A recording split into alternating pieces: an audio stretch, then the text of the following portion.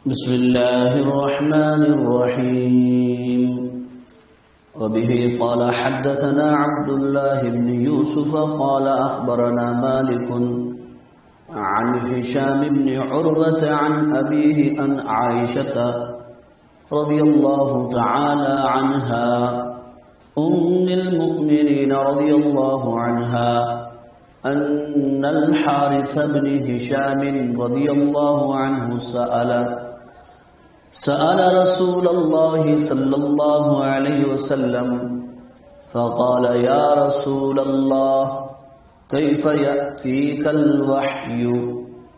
فقال رسول الله صلى الله عليه وسلم أحيانا يأتيني مثل سلسلة الجرس وهو أشده علي فيفصم عني وقد وعيت عنه ما قال وأحيانا يتمثل لي الملك رجلا فيكلمني فعي ما يقول. قالت عائشة رضي الله عنها ولقد رأيته ينزل عليه الوحي في اليوم الشديد البرد فيفصم عنه وإن جبينه ليتفسد عرقا. حضرت امام بخاری علیہ رحمہ فرماتے ہیں کہ ہم سے حدیث بیان کی عبداللہ بن یوسف نے. وہ فرماتے ہیں کہ ہمیں خبر دی مالک نے. حضرت مالک روایت کرتے ہیں حضرت ہشام ابن عروہ سے. حضرت ہشام ابن عروہ روایت کرتے ہیں اپنے والد سے. ان کے والد روایت کرتے ہیں حضرت عائشہ ام المؤمنین رضی اللہ تعالی عنہا سے. حضرت عائشہ ام المؤمنین رضی اللہ تعالی عنہا کے نام نامی اور اسم گرامی سے آپ اچھی طرح واقف ہیں. آپ حضرت ابوبکر صدیق رضی اللہ تعالی عنہ کی صاحبزادی ہیں اور ازواج مطہرات میں شامل و داخل ہیں اور آپ صلی اللہ علیہ وسلم کی چہیتی بیوی ہیں. آپ صلی اللہ علیہ وسلم سے حضرت عائشہ رضی اللہ تعالی عنہ کا نکاح 6 یا 7 سال کی عمر میں ہوا تھا اور رخصتی غزوہ بدر کے بعد جبکہ حضرت عائشہ رضی اللہ تعالی عنہ کی عمر 9 سال کی تھی اس وقت رخصتی ہوئی تھی. آپ صلی اللہ علیہ وسلم جس وقت دنیا سے وصال کر گئے، انتقال کر گئے، اس وقت حضرت عائشہ رضی اللہ تعالی عنہ کی عمر صرف 18 سال کی تھی. آپ صلی اللہ علیہ وسلم کی وفات کے بعد حضرت عائشہ رضی اللہ تعالی عنہ لگ بھگ 45 سال بحیات رہی اور 65 سال کی عمر میں وفات پائی. رمضان کا مہینہ تھا یا شوال کا مہینہ تھا، مختلف اقوال کے مطابق سن 55، 56 یا 58 ہجری میں آپ کی وفات ہوئی ہے. جنت البقیع میں آپ کی تدفین ہوئی اور نماز جنازہ حافظ حدیث حضرت ابو ہریرہ رضی اللہ تعالی عنہ نے پڑھایا تھا. حضرت عائشہ رضی اللہ تعالی عنہ مکثرین فی الحدیث میں سے ہیں، یعنی ان صحابہ و صحابیات میں سے ہیں جن سے احادیث کثرت سے مروی ہیں. حضرت عائشہ رضی اللہ تعالی عنہ سے کل 2200 یا 2174 احادیث منقول ہیں. چونکہ آپ ازواج مطہرات میں سے ہیں اس لیے آپ کو ام المومنین کہا گیا یا کہا جاتا ہے. ام المومنین کے معنی کیا ہوتے ہیں؟ مومنوں کی ماں۔ ازواج مطہرات امت کی مائیں ہیں، لیکن یہ مائیں روحانی طور پر ہیں، اور عظمت و فضیلت کی وجہ سے ازواج مطہرات کو ام المومنین کا لقب دیا گیا ہے۔ تو یہ روایت حضرت عائشہ رضی اللہ تعالی عنہا سے ہے، جو ام المومنین ہے۔ یہاں پر محدثین نے ایک بحث یہ بھی چھیڑی ہے کہ جب ازواج مطہرات کو ام المومنین یا امہات المومنین کا لقب دیا گیا یا انہیں کہا جاتا ہے، اور یہ کہنا درست ہے، تو پھر آپ صلی اللہ علیہ وسلم کو ابو المؤمنین کہا جا سکتا ہے یا نہیں؟ اس میں بھی مختلف اقوال ہیں، لیکن حقیقی بات یہ ہے کہ آپ صلی اللہ علیہ وسلم کو ابو المؤمنین کہا جا سکتا ہے، اس لیے کہ آپ ہمارے روحانی باپ بھی ہیں، اور آیت کریمہ میں خود یہ بات کہی گئی کہ النبی اولا بالمؤمنین من انفسہم وازواجہ امہاتہم، کہ نبی مومنوں سے زیادہ قریب ہیں ان کی جانوں کے مقابلے میں، اور نبی کی بیویاں ان کی مائیں ہیں۔ جب آپ کی بیویاں امہات المؤمنین ہوئیں تو پھر آپ ابو المؤمنین کیوں نہیں ہو سکتے؟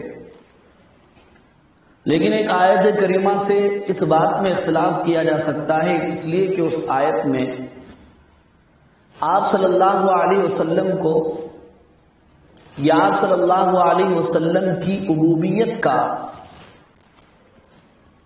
انکار کیا گیا یا نفی کی گئی ہے۔ مشہور و معروف آیت شریفہ ہے ما کان محمد ابا احد من رجالکم ولکن رسول اللہ وخاتم النبیین، کہ حضرت محمد مصطفیٰ صلی اللہ علیہ وسلم تمہارے مردوں میں سے کسی کے باپ نہیں ہیں۔ تو معلوم ہونا چاہیے کہ اس آیت کریمہ میں آپ صلی اللہ علیہ وسلم کی صرف ابوت صلبیہ کی نفی کی گئی ہے، روحانی طور پر ابوت روحانیہ کی نفی نہیں کی گئی ہے۔ اس لیے جس طرح ازواج مطہرات کو امہات المومنین کہنا درست ہے، اسی طرح آپ صلی اللہ علیہ وسلم کو بھی ابو المومنین کہا جا سکتا ہے۔ تو یہ روایت حضرت عائشہ رضی اللہ تعالی عنہا سے ہے۔ وہ فرماتی ہے ان الحارث بن ہشام رضی اللہ عنہ، کہ حارث ابن ہشام رضی اللہ تعالی عنہ نے سأل رسول اللہ صلی اللہ علیہ وسلم، پوچھا حضور اکرم صلی اللہ علیہ وسلم سے۔ سآلہ پوچھنا، سوال کرنا، رسول اللہ یہ سآلہ کا مفعول واقع ہو رہا ہے، سآلہ میں ہوا ضمیر فاعل ہے۔ حضرت حارث ابن ہشام کون ہے؟ حضرت حارث ابن ہشام رضی اللہ تعالی عنہ ابو جہل کے حقیقی بھائی ہیں، اور حضرت خالد بن ولید رضی اللہ تعالی عنہ کے چچازاد بھائی بھی ہیں۔ اب یہاں پر شارحین نے یہ بھی وضاحت فرمائی ہے کہ یہ حدیث مسند عائشہ رضی اللہ تعالی عنہا میں سے ہے یا مسند حارث ابن ہشام رضی اللہ تعالی عنہ میں سے ہے۔ جو حدیث جس صحابی سے مروی ہے اس حدیث کو اس صحابی کی مسند کہا جاتا ہے۔ تو اب یہ حدیث مرویات عائشہ رضی اللہ تعالی عنہ میں سے ہے یا مرویات حارث ابن ہشام رضی اللہ تعالیٰ عنہ میں سے ہے، تو محدثین نے، شارحین نے اس کی وضاحت یوں فرمائی ہے،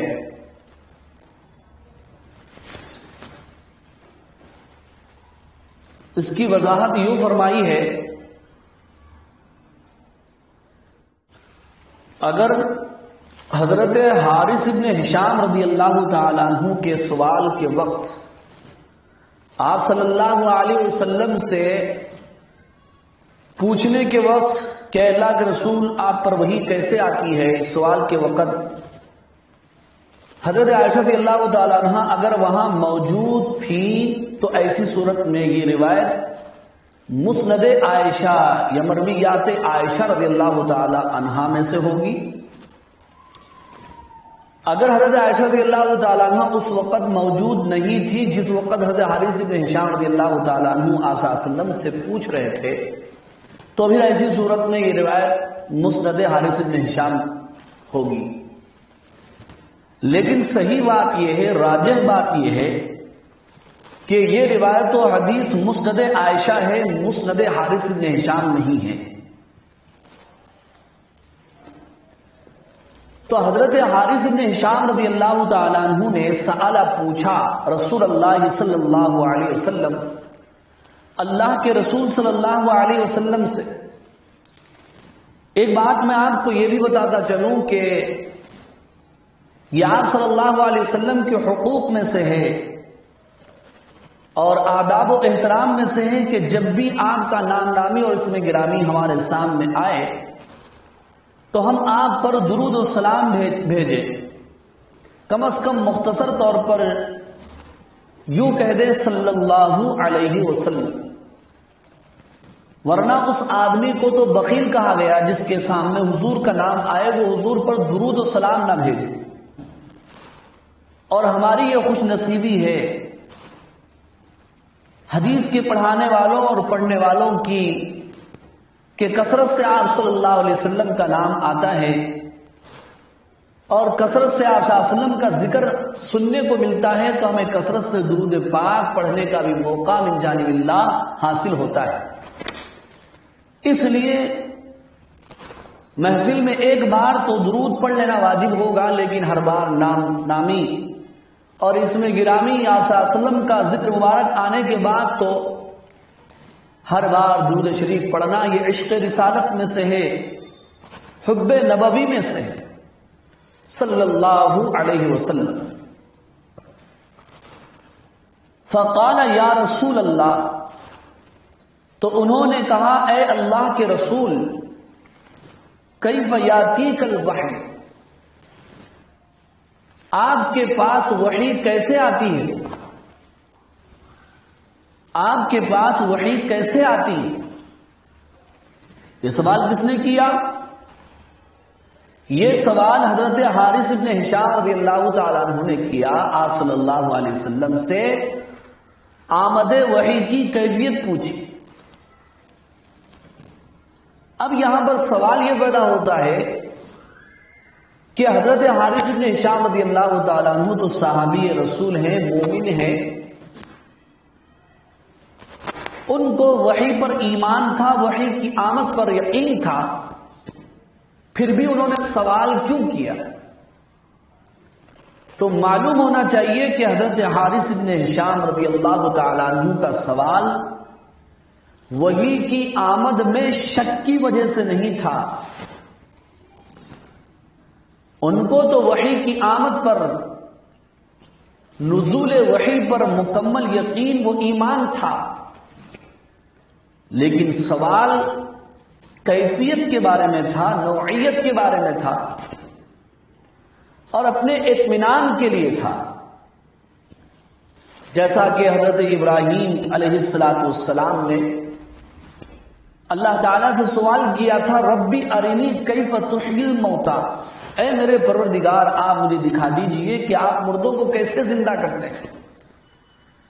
تو احیاء موتی کے سلسلے میں حضرت خلیل اللہ علیہ السلام کا سوال کرنا، نعوذ باللہ، اللہ تعالیٰ کی قدرت نے یا بعد الموت میں شک کی وجہ سے نہیں تھا بلکہ اطمینان قلب کے لیے تھا۔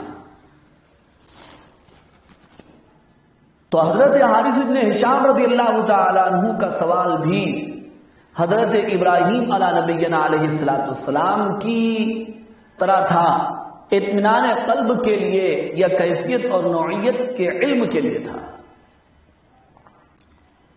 فقال یا رسول اللہ کیف یاتیک الوحی، تو انہوں نے سوال کیا، پوچھا اللہ کے رسول آپ پر وحی کیسے آتی؟ حضرت حارث بن ہشام رضی اللہ تعالی عنہ کا جو سوال تھا، سوال تو مطلق ہے، وحی کیسے آتی ہے؟ تو اب ان کا سوال وحی کے بارے میں تھا یا حامل وحی کے بارے میں تھا؟ یعنی نفس وحی کی آمد کے بارے میں تھا، حامل وحی یعنی جو فرشتہ وحی لے کر آتا ہے اسے حامل وحی کہا جاتا ہے، اس فرشتے کی آمد کی کیفیت کے بارے میں تھا۔ سوال کس سلسلے میں تھا؟ وحی کے بارے میں تھا یا حامل وحی یعنی وحی کیسے آتی ہے یا وحی کا فرشتہ کیسے آتا ہے؟ تو شارحین نے بیان فرمایا ہے ممکن ہے سوال عام ہو، اس لیے کہ انہوں نے سوال مطلق کیا تھا، اس میں کوئی قید نہیں لگائی تھی اور اپنے سوال کو واضح نہیں فرمایا تھا، صرف اتنا پوچھا تھا کیف یاتیک الوحی کہ آپ پر وحی کیسے آتی ہے۔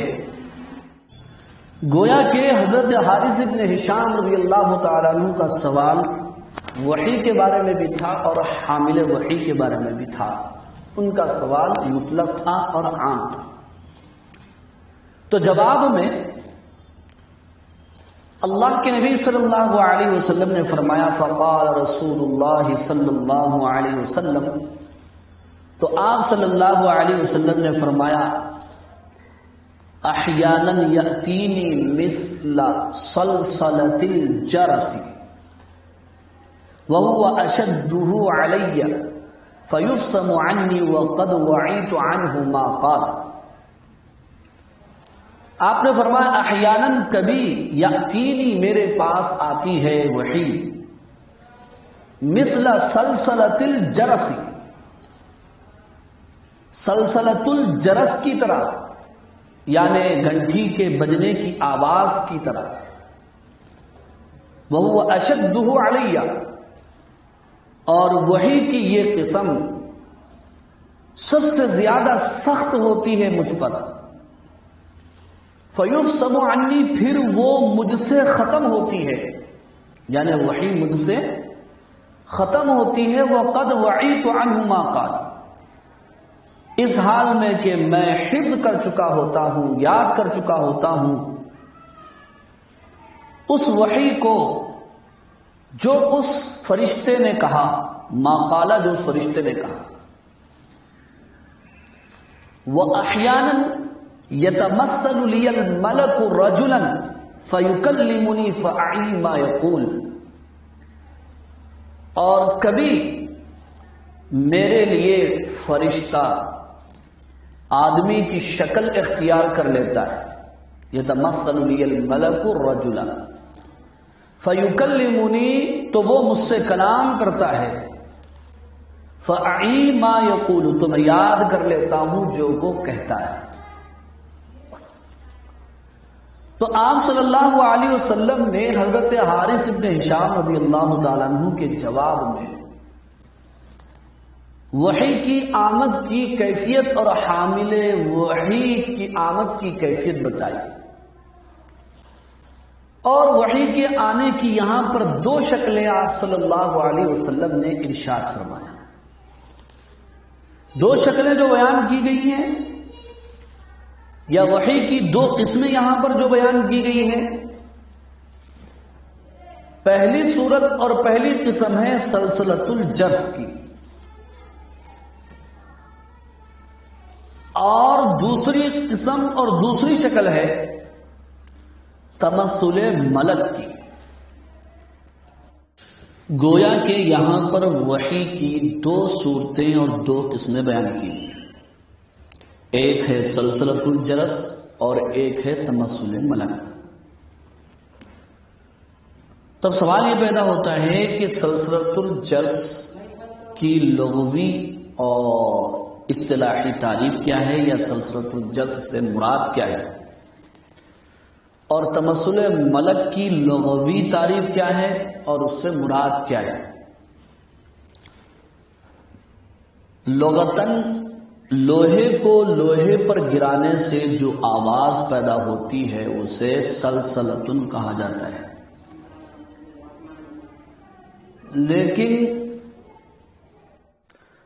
لیکن اس سے مراد کیا ہے، اس سلسلے میں شارحین کے مختلف اقوال ہیں۔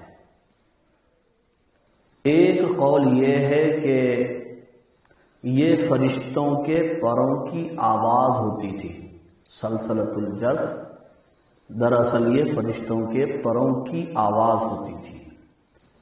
دوسرا قول یہ ہے کہ یہ دراصل رصد کی آواز، رصد ان فرشتوں کو کہتے ہیں جو حضرت جبرائیل علیہ السلام کے ساتھ آتے تھے وحی کے نزول کے وقت حفاظت وحی کے لیے۔ تو یہ فرشتے حضرت جبرائیل علیہ السلام کے ساتھ جب آسمان سے آتے تھے تو ان کی آواز نکلتی تھی، شاں شاں کی آواز جیسی ہوتی تھی، اسی کو حدیث میں سلسلۃ الجرس سے تعبیر کیا گیا ہے۔ تیسرا قول یہ ہے کہ یہ حضرت جبرائیل علیہ السلام کے آنے کی آواز ہوتی تھی جیسے ریل کی آواز ہوتی ہے۔ چوتھا قول یہ ہے یہ موحا بہی کے اندر کی آواز ہوتی تھی اللہ تعالی کی طرف سے۔ پانچواں قول یہ ہے کہ یہ فرشتے کی اصلی آواز ہوتی تھی۔ چھٹواں قول جو حضرت شاہ صاحب کا ہے، علامہ انور شاہ کشمیری رحمۃ اللہ علیہ کا، کہ یہ رب ذوالجلال کی صوت قدیم ہے، اللہ تعالی کی آواز ہے، لیکن یہ آواز، یہ صوت مخلوق کی صوت کے مشابہ نہیں، مخلوق کے آواز کے مشابہ نہیں، اس لیے کہ اللہ تعالیٰ کی ہستی وہ ہے لیس کمثلہ شیء، وہ بے نظیر، بے مثال، لاجواب، لازوال ہے، اس لیے کہ لہو صوت لا کا اصواتنا، اللہ کی آواز ہے مگر ہماری آوازوں کی طرح نہیں، لہو ید لا کا ایدینا، اللہ تعالیٰ کے ہاتھ ہیں مگر ہمارے ہاتھوں کی طرح نہیں، وَلَهُ سَمْعٌ لَا كَأَسْمَاعِنَا، اللہ تعالیٰ کے لیے سماعت ہے، کان ہے، لیکن ہمارے کانوں کی طرح نہیں، وہ بے مثال ہے۔ قُلْ هُوَ اللَّهُ أَحَدٌ اللَّهُ الصَّمَدُ لَمْ يَلِدْ وَلَمْ يُولَدْ وَلَمْ يَكُنْ لَهُ كُفُوًا أَحَدٌ، اللہ کا کوئی ہمسر نہیں، کوئی ساجی و شریک نہیں، وہ تمام عیبوں سے پاک ہے، منزہ و مبرہ ہے۔ یہ سارے اقوال ہیں سلسلۃ الجرس کے سلسلے میں۔ اب یہاں پر ایک اعتراض اور اشکال یہ کیا گیا کہ اس حدیث میں تو اللہ کے نبی صلی اللہ علیہ وسلم نے وحی کی ایک نوعیت کو سلسلۃ الجرس سے تعبیر فرمایا ہے، لیکن اسی کو بعض احادیث میں کأنہ سلسلۃ علی صفوان کہا گیا ہے، اور بعض احادیث میں دوی نحل کہا گیا ہے، تو پھر تینوں احادیث میں تضاد پایا جا رہا ہے۔ تو شارحین نے یہ تطبیق دی ہے اور اور توجیہ کی ہے کہ تینوں احادیث میں ظاہری الفاظ میں تضاد اور اختلاف نظر آ رہا ہے، لیکن اگر اس پر غور کیا جائے تو کوئی اختلاف اور تضاد نہیں ہے، اس لیے کہ جب اس صورت میں وحی آتی تھی تو نبی رحمت محسن انسانیت حضرت محمد مصطفیٰ صلی اللہ علیہ وسلم کو تو سلسلۃ الجرس کی آواز محسوس ہوتی تھی، اور فرشتوں کو یہ آواز سلسلۃ علی صفوان کی طرح محسوس ہوتی تھی۔ سلسلۃ علی صفوان، صفوان کے معنی آتے ہیں چکنا اور چٹیل پتھر، اور اس کے اوپر زنجیریں اگر کھینچی جائیں تو جو آواز پیدا ہوتی ہے اسے سلسلۃ علی صفوان کہا جاتا ہے۔ تو فرشتوں کو وہ آواز سلسلۃ علی صفوان محسوس ہوتی تھی، اور دبی النحل کے معنی آتے ہیں شہد کی مکھیوں کی بنبناہٹ، اور عام صحابہ اکرام رضوان اللہ تعالی علیہم اجمعین جو آپ کے قریب بیٹھے ہوئے ہوتے تھے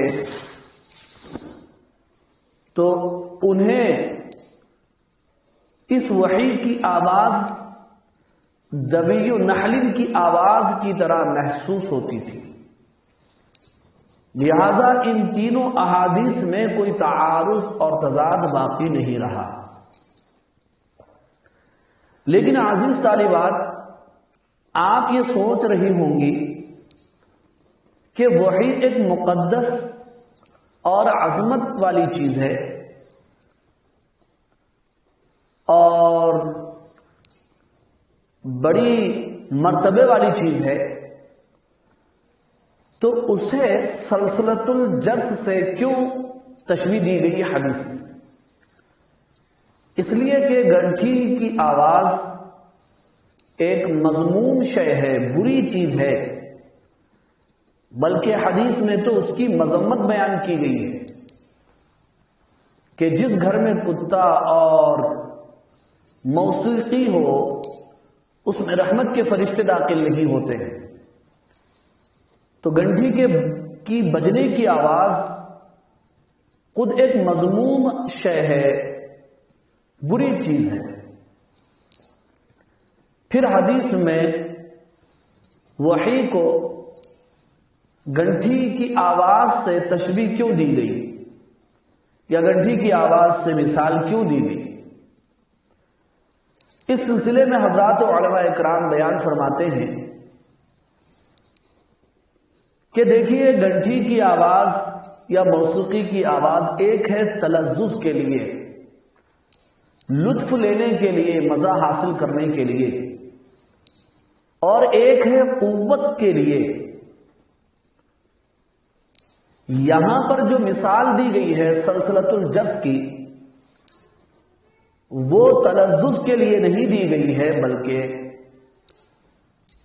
قوت کے لیے دی گئی ہے، کہ گھنٹی کے بجنے کی آواز جس طرح قوت کے ساتھ وہ بجتی ہے، اس طرح قوت کے ساتھ وحی آتی تھی۔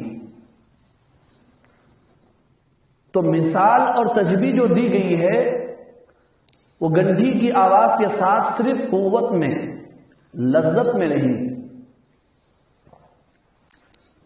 یا پھر یہ بتایا گیا ہے گھنٹی کی آواز ذکر کر کے کہ جس طرح سلسلۃ الجرس یعنی گھنٹی کے بجنے کی آواز میں تسلسل اور اتصال ہوتا ہے،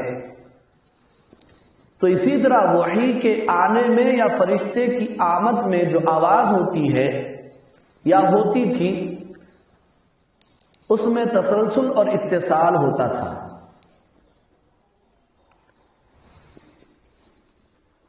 مگر اللہ کے نبی صلی اللہ علیہ وسلم نے وحی کی اس نوعیت کو اور اس قسم کو اپنے اوپر وحی کی تمام نوعیتوں میں، تمام قسموں میں شدید قرار دیا ہے۔ چنانچہ آپ صلی اللہ علیہ وسلم ارشاد فرماتے ہیں وَهُوَ أَشَدُّهُ عَلَيَّ، اور وحی کی یہ قسم تمام قسموں میں سب سے زیادہ شدید ہوتی تھی علیہ، مجھ پر۔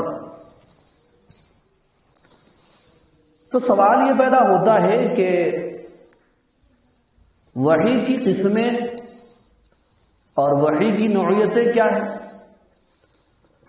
تو اس سلسلے میں اس سے پہلے آپ کے سامنے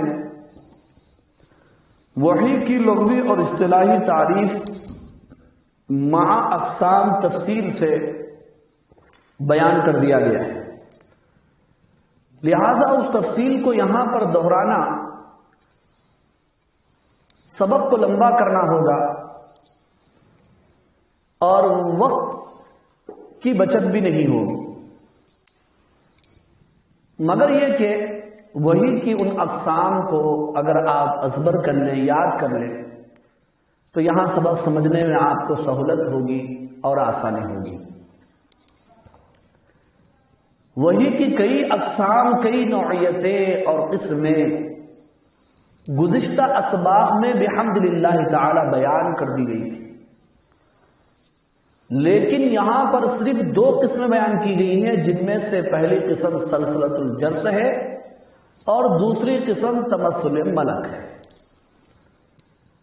ابھی پہلی قسم سلسلۃ الجرس کی تفصیل بیان کی جا رہی ہے،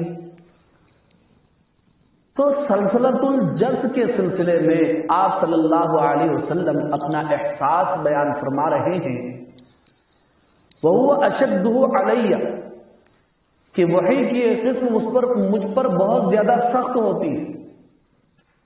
تو سوال یہ پیدا ہوتا ہے کہ وحی کی تمام اقسام اور نوعیتوں میں سلسلۃ الجرس والی نوعیت اور قسم سب سے زیادہ شدید کیوں تھی ہمارے نبی صلی اللہ علیہ وسلم؟ اس بارے میں حضرات علماء کرام یہ بیان فرماتے ہیں کہ وحی کی تمام قسموں میں یہ قسم ایسی تھی کہ فرشتے کا نزول یا وحی کا نزول براہ راست آپ صلی اللہ علیہ وسلم کے قلب اطہر پر ہوتا تھا۔ چنانچہ آیت کریمہ ہے نزل بہ الروح الامین علی قلبک لتکون من المنذرین، اور ایک آیت کریمہ میں کہا گیا لو انزلنا ھذا القرآن علی جبل لرأیتہ خاشعا متصدعا من خشیۃ اللہ۔ ان آیات میں حق تعالی شانہ اللہ جل جلالہ عما نوالہ نے وحی کی عظمت اور مقام و مرتبہ بیان فرمایا ہے، اور وحی کے نزول کے وقت کی کیفیت بیان فرمائی ہے، اور عظمت وحی کو ظاہر فرمایا ہے۔ اس لیے آپ صلی اللہ علیہ وسلم پر وحی کی یہ نوعیت سب سے زیادہ شدید تھی۔ آپ صلی اللہ علیہ وسلم نے بیان فرمایا وَهُوَ أَشَدُّهُ عَلَيَّ، یہ قسم مجھ پر سب سے زیادہ شدید ہوتی ہے، فَيُفْسَمُ عَنِّي وَقَدْ وَعِيتُ عَنْهُ مَا قَالَ۔ یُفْسَمُ، اس میں تین روایات ہیں، یعنی تین طریقے سے آپ اعراب پڑھ سکتے ہیں۔ پہلا طریقہ یا پہلی روایت ہے یفسمو، اگر آپ اسے یفسمو پڑھیں گے تو یہ باب ضربہ سے ہوگا، مضارع معروف کا صیغہ ہوگا، اور یفسمو پڑھیں گے تو ایسی صورت میں تب بھی باب ضربہ ہی سے ہوگا لیکن مضارع مجہول کا صیغہ ہوگا۔ اور تیسری روایت ہے یفسمو، اگر اسے آپ یفسمو پڑھیں گے تو یہ باب افعال سے ہوگا، مضارع معروف کا صیغہ ہوگا، لیکن شارحین کے مطابق پہلی روایت یعنی باب ضربہ سے مضارع معروف کا صیغہ یفسمو ہی سب سے زیادہ افصاح ہے، بہتر ہے۔ فسمن کے معنی قطعن کے آتے ہیں، کاٹنے کے آتے ہیں، بند کر دینے کے آتے ہیں۔ مطلب یہ ہے فیفسم عنی، وہی مجھ سے ختم ہو جاتی، وقد وعیت عنہ ما قال، اس حال میں کہ میں اسے یاد کر چکا ہوتا ہوں جو اس نے کہا۔ فرشتہ جو وحی لے کر آیا ہے میں اسے یاد کر چکا ہوتا ہوں، تب وحی کا سلسلہ منقطع ہو جاتا ہے، ختم ہو جاتا ہے۔ وعین کے معنی یاد کرنا، حفظ کرنے کے آتے ہیں۔ یہاں پر وحی کی جو پہلی قسم تھی اس کی تشریح مکمل ہو چکی ہے۔ اب اس حدیث میں وحی کی جو دوسری قسم یا دوسری نوعیت بیان کی گئی تمثل ملک، اس کا یہاں سے ذکر ہو رہا ہے۔ چنانچہ آپ صلی اللہ علیہ وسلم کا ارشاد ہے وَأَحْيَانًا يَتَمَثَّلُ لِيَ الْمَلَكُ رَجُلًا فَيُكَلِّمُنِي فَأَعِي مَا يَقُولُ، اور کبھی میرے لیے فرشتہ آدمی کی شکل اختیار کر لیتا ہے، پس وہ مجھ سے کلام کرتا ہے تو میں یاد کر لیتا ہوں جو وہ کہتا ہے۔ یتمثل، تمثل یتمثل باب تفاعل سے ہے، تشکل کے معنی میں شکل اختیار کرنا۔ یہ یہاں پر وحی کی دوسری قسم تمثل ملک، فرشتے کا انسانی شکل اختیار کرنا۔ چنانچہ فرشتے ہمارے نبی صلی اللہ علیہ وسلم کے پاس انسانی شکل میں آتے تھے، اور سب سے زیادہ انسانی شکل میں آنے والے وہ حضرت جبرائیل علیہ السلام ہی تھے، گرچہ کہ ایک مرتبہ ملک الجبال، فرشتوں کا، پہاڑوں کا فرشتہ بھی ہمارے نبی کے پاس انسانی شکل میں آیا تھا۔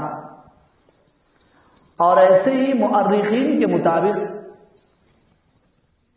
ابتدائے وحی میں حضرت اسرافیل علیہ السلام بھی تمثل و تشکل اختیار کر کے تشریف لائے تھے، لیکن زیادہ تر وحی کی شکل میں حضرت جبرائیل علیہ السلام ہی آیا کرتے تھے۔ یہاں پر ملکن کا لفظ استعمال کیا گیا ہے، اور ملکن کے معنی فرشتے کے آتے ہیں۔ مخلوق تین قسم کی ہیں جو مکلف ہے: نوری، ناری، خاکی۔ خاکی ہم انسان ہیں، ناری جنات ہے، اور نوری مخلوق یہ فرشتے ہیں۔ فرشتوں کی تعریف یہ کی گئی کتابوں میں الملائکۃ اجسام علویۃ لطیفۃ تتشکل ای شکل او ارادا، کہ فرشتے وہ علوی لطیف اجسام ہیں جو جس شکل میں چاہے ہو سکتے ہیں اور جو شکل چاہے اختیار کر سکتے ہیں۔ حدیث سے یہ بات معلوم ہو رہی ہے فرشتوں کو اللہ نے اس صلاحیت و قابلیت سے نوازا ہے کہ وہ کوئی بھی شکل اختیار کر سکتے ہیں، انسانی شکل بھی اختیار کر سکتے ہیں، اور انسانی شکل میں ہی وہ ہمارے نبی کے پاس آیا بھی کرتے تھے۔ اب یہاں پر یہ بحث کرنا لایانی ہے کہ حضرت جبرائیل علیہ السلام تشریف لاتے تھے تو وہ تو بڑے جسم والے تھے، 600 پر ہیں ان کے، تو 600 پر والا فرشتہ ایک معمولی انسان کی شکل کیسے اختیار کر لیتا تھا؟ تو بعض لوگوں نے کہا کہ ان کے زوائد یعنی پروں کو حذف کر دیا جاتا تھا یا ازالہ کر دیا جاتا تھا یا ان کی روح آتی تھی. یہ ساری بحثیں لایانی ہیں. حضرت جبرائیل علیہ السلام بھی جسدی ہی و روحی ہی آتے تھے. اب اس کی کیفیات کیا ہوتی ہیں؟ یہ کیفیات کے سلسلے میں بہترین راہ تفویض کی ہے اللہ تعالیٰ کے حوالے کر دیں. اللہ تعالیٰ ہی خوب جاننے والا ہے. واللہ اعلم. حضرت جبرائیل علیہ السلام انسانی شکل اختیار کر کے ہمارے نبی کے پاس آتے تھے. تو عام طور پر وہ کس انسان کی شکل میں آتے تھے؟ تو اس سلسلے میں سیرت میں یہ بات ملتی ہے. ایک نہایت ہی حسین و جمیل اور خوبصورت صحابی رسول تھے حضرت دحیہ کلبی رضی اللہ تعالیٰ عنہ، جن کے حسن و جمال کا عالم یہ تھا کہ مدینے کی عورتیں تک جھانک جھانک کر انہیں دیکھتی تھی فرط حیرت سے، تو ان کی شکل میں آیا کرتے تھے. اور کبھی حضرت جبرائیل علیہ السلام اجنبی شکل میں بھی ہمارے نبی کے پاس آئے ہیں، جیسا کہ حدیث جبرائیل بتا رہی ہے، جس کی تفصیل آپ انشاءاللہ العزیز آئندہ اسباق میں پڑھیں گے، جس واقعے میں آپ صلی اللہ علیہ وسلم بھی حضرت جبرائیل علیہ السلام کو پہچان نہ سکے، مگر آپ صلی اللہ علیہ وسلم کے نہ پہچاننے سے وحی پر کوئی اثر نہیں پڑ سکتا، اس لیے کہ وہ وحی کا موقع نہیں تھا. کوئی قرآن مجید کی آیات لے کر نہیں آئے تھے، بلکہ وہ ایک سائل اور غالباً مسافر کی شکل اختیار کر کے آئے تھے. اور ویسے بھی بعد میں آپ صلی اللہ علیہ وسلم کو بتا دیا بھی گیا تھا کہ حضرت جبرائیل علیہ السلام. تو آپ نے فرمایا وَأَحْيَانًا يَتَمَثَّلُ لِيَ الْمَلَكُ رَجُلًا، اور کبھی میرے لیے فرشتہ انسانی شکل اختیار کرتا ہے. فَيُكَلِّمُنِي فَأَعِي مَا يَقُولُ، تو وہ مجھ سے کلام کرتا ہے، میں یاد کر لیتا ہوں جو وہ کہتا ہے. وحی کی پہلی صورت میں یعنی کہ سلسلۃ الجس میں ماضی کا صیغہ استعمال کیا گیا تھا وَقَدْ وَعِيتُ عَنْهُ مَا قَالَ، اور وحی کی دوسری صورت میں مضارع کا صیغہ استعمال کیا گیا ہے فَأَعِي مَا يَقُولُ، اس لیے کہ وحی کی پہلی صورت میں حفظ قبل انقطاع الوحی ہوتا تھا، جبکہ دوسری صورت میں حفظ مکالمے سے پہلے ممکن نہیں، اس لیے گفتگو کے ساتھ کلام کے ساتھ ساتھ حفظ ہوا کرتا تھا. فَيُكَلِّمُنِي فَأَعِي مَا يَقُولُ. قالت عائشہ رضی اللہ عنہا، حضرت عائشہ رضی اللہ تعالی عنہا فرماتی ہیں وَلَقَدْ رَأَيْتُهُ يَنزِلُ عَلَيْهِ الْوَحْيُ فِي الْيَوْمِ الشَّدِيدِ الْبَرْدِ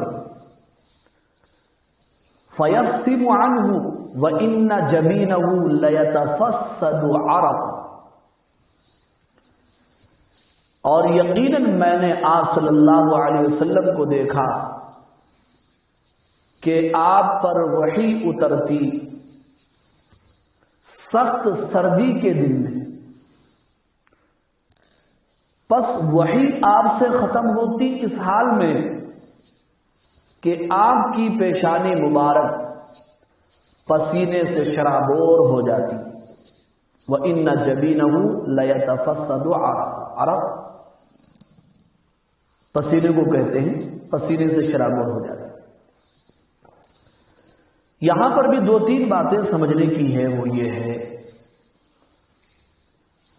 کہ سخت سردی کے موسم میں بھی آپ صلی اللہ علیہ وسلم نزول وحی کے وقت پسینے سے شرابور ہو جاتے تھے، کیوں؟ اس سلسلے میں بعض علماء اکرام نے فرمایا کہ یہاں پر دراصل کئی نور جمع ہو جاتے تھے۔ ایک تو آپ صلی اللہ علیہ وسلم کا قلب اطہر نور، اور دوسرے وحی کا نور، اور تیسرے فرشتے کا نور۔ اس اجتماع نوروں کی وجہ سے وہاں پر ایک حدت اور شدت پیدا ہو جاتی تھی، جس کی وجہ سے جسم کے مسامات کھل جاتے تھے اور پسینہ نکل جاتا تھا۔ پھر جب پسینہ نکل کر، یعنی کہ سمجھ لیجیے کہ شدت ختم ہو گئی، پسینہ آ گیا، تو اس کے بعد سردی بھی ہونے لگتی تھی۔ یہی وجہ ہے کہ پہلی وحی کے نزول کے وقت آپ جب غار حرا سے دولت قدے پر تشریف لائے، حضرت خدیجہ الکبریٰ رضی اللہ تعالی عنہا سے آپ نے فرمایا زملونی زملونی، چادر ڈال دو مجھ پر۔ تو ایک تو گھبراہٹ کے عالم میں تھے، دوسرے کی شدت ختم ہو چکی تھی، صرف وہاں پر پسینہ تھا اور اس کی ٹھنڈک محسوس ہو رہی تھی، اسی لیے آپ نے زملونی زملونی فرمایا تھا۔ اور اس لیے بھی نزول وحی کے وقت یہ شدت اور حدت تھی کہ جو چیز تکلیف سے حاصل ہوتی ہے اس کی قدر و قیمت بھی ہوتی ہے،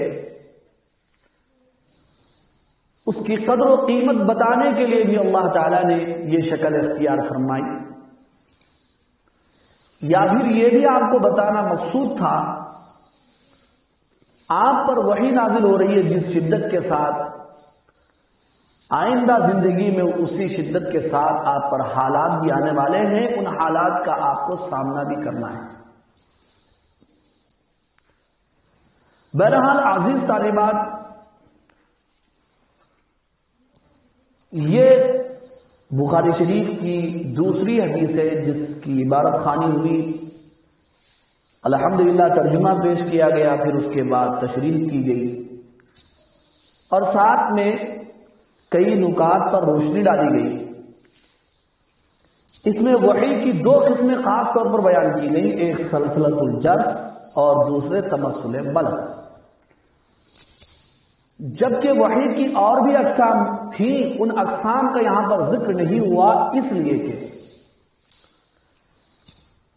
وحی کی یہی دو قسمیں تھیں جن میں عام طور پر زیادہ تر اکثر و بیشتر آپ صلی اللہ علیہ وسلم پر وحی نازل ہوا کرتی تھی،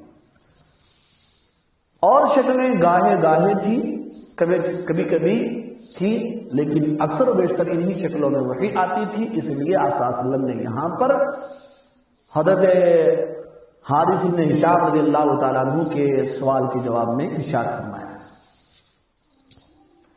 اب آخر میں ایک ضروری مگر اہم بات رہ جاتی ہے جس کو بتائے بغیر، سمجھائے بغیر درس بخاری ناقص ہے، نامکمل ہے۔ وہ یہ ہے کہ اس حدیث سے ترجمۃ الباب کا ثبوت کیسے ہوتا ہے۔ ترجمۃ الباب کیا ہے؟ باب کیف کان بدء الوحی الی رسول اللہ صلی اللہ علیہ وسلم، کہ آپ صلی اللہ علیہ وسلم پر وحی کی ابتدا کیسے ہوئی۔ آپ کو غالباً یاد ہوگا کہ جس وقت بخاری شریف کا پہلا سبق پڑھایا گیا تھا اور باب کیف کان بدء الوحی پر تفصیلی گفتگو کی گئی تھی، تو اس میں یہ بتایا گیا تھا کہ آپ کو دو چیزیں یاد رکھنے کی ہیں، ایک تو ترجمۃ الباب کیا ہے، اور ترجمۃ الباب میں حضرت امام بخاری رحمہ اللہ کا دعویٰ کیا ہے، یا پھر ترجمۃ الباب سے مقصد بخاری کیا ہے، اس کو آپ کو سمجھنا تھا، چاہے وہ مقصد بخاری ہو یا دعویٰ بخاری ہو رحمت اللہ علیہ۔ تو اس دعوے کو یا اس ترجمۃ الباب کو جو ہے حدیث میں دیکھنا ہے، حدیث میں مطالعہ کرنا ہے اور سمجھنا ہے۔ ترجمۃ الباب باب کیف کان بدء الوحی یا رسول اللہ صلی اللہ علیہ وسلم کے بیان کے وقت آپ کو بتا دیا گیا تھا کہ اس ترجمۃ الباب سے حضرت امام بخاری علیہ الرحمہ کے 3 مقاصد تھے۔ پہلا مقصد تو یہ بیان کیا گیا تھا کہ ابتدائے وحی یا ظہور وحی کو بیان کرنا ہے، ابتدائے وحی یا ظہور وحی کو بیان کرنا تھا، یا پھر نفس وحی کا ذکر بیان کرنا تھا، یا پھر ترجمۃ الباب سے عظمت وحی کو بیان کرنا تھا۔ الحمدللہ یہ جو دوسری حدیث ہے اس ترجمۃ الباب کے ذیل میں نقل کی گئی ہے، اس سے باب کیف کان بدء الوحی کے جتنے مقاصد ہیں وہ پورے ثابت ہوتے ہیں۔ نفس وحی اگر مطلوب ہے تو نفس وحی کا بھی اس میں ذکر ہے، کیف یاتیک الوحی۔ اگر بدء وحی مقصود ہے تو کیف یاتیک الوحی میں بدء وحی کا تو ذکر ہے، وحی کی ابتدا کیسے ہوئی، یا وحی آپ پر کیسے آئی یا کیسے آتی تھی۔ اگر عظمت وحی مراد لے لیا جائے ترجمۃ الباب سے تو اس حدیث میں عظمت وحی کا بھی بیان ہے، وہ اس طور پر کہ حضرت عائشہ رضی اللہ تعالی عنہ فرما رہی ہیں وَلَقَدْ رَأَيْتُهُ يَنزِلُ عَلَيْهِ الْوَحْيُ فِي الْيَوْمِ الشَّدِيدِ الْبَرْدِ، میں نے آپ صلی اللہ علیہ وسلم کو دیکھا سخت سردی کے موسم میں آپ پر وحی آتی، فَيَفْصِمُ عَنْهُ وحی ختم ہوتی، وَإِنَّ جَبِينَهُ لَيَتَفَصَّدُ عَرَقًا، اس حال میں کہ آپ کی پیشانی پسینے سے شرابور ہو جاتی۔ اس سے بھی عظمت وحی کا ثبوت ہوتا ہے۔ بہرحال عزیز طالبات، بخاری شریف کی یہ دوسری حدیث تھی جو باب کیف کان بدء الوحی کے ذیل میں نقل کی گئی تھی، اسی کے حساب سے تشریح کی گئی ہے۔ آپ اسے غور سے سنیں اور سمجھیں اور سوالات کے جواب بھی لکھیں۔ دعا فرمائیے اللہ تعالیٰ سے اللہ تعالیٰ ہمارے اس درس کو قبول فرمائے اور عمل صالح کی توفیق عطا فرمائے۔